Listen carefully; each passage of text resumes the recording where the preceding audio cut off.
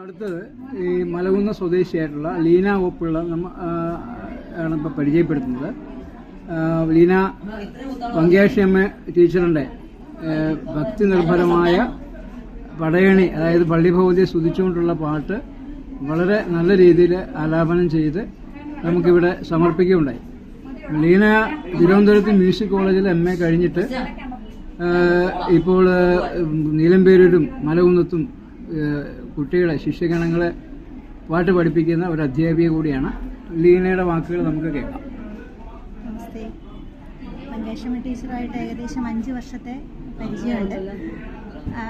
5 വയസ്സ് മുതൽ ഉള്ള പരിചയമാണ്. ടീച്ചറായിട്ട് ഏകദേശം 5 വയസ്സ് മുതലുള്ള പരിചയമാണ്. ഇപ്പോൾ ടീച്ചർ ഒരുപാട് ടീച്ചർ എഴുതിയ ഒരു 7-8 കീർത്തനങ്ങൾ പാടാനുള്ള ഭാഗ്യം, അതായത് തിരുവാഴപ്പള്ളി അപ്പനെ കുറിച്ചുള്ള പാട്ട്, ഇത്തിത്താനം വെളങ്കാവിലമ്മയെ കുറിച്ചുള്ള പാട്ട്, പിന്നെ ഇപ്പോൾ നീലമ്പേരൂർ പള്ളി ഭഗവതിയെ കുറിച്ചുള്ള പൂരം പടയണി. അതിനു മുമ്പ് ഒരു 4 വരി ടീച്ചർ എഴുതിയിരുന്നു. അത് 4 വരി ഞാൻ ആദ്യം പാടി. അത് അമ്മയുടെ അനുഗ്രഹം തീർച്ചയായിട്ടും.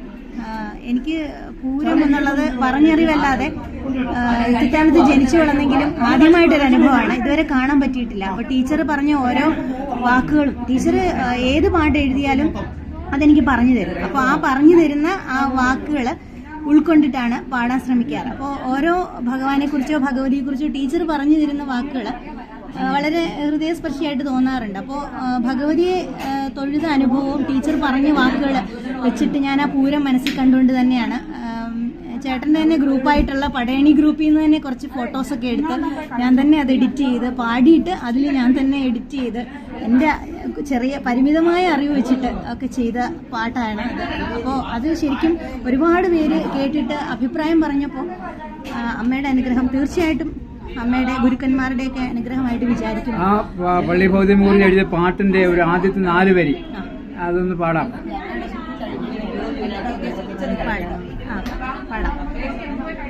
പൂരം പടയണിക്കാലമതായല്ലോ, പോരുവിൻ പൂരം കാണാം. ചൂട്ടുപടയണി തൊട്ടു തുടങ്ങിയാൽ തട്ടുകുടകൾ തന്മോടി കാണാം. പ്ലാവിലക്കോലങ്ങൾ കയ്യാട്ടിക്കോലവും കാവൽ പിശാചിൻ കോലം കാണാം. വല്യന്നം കൊച്ചന്നം എന്ന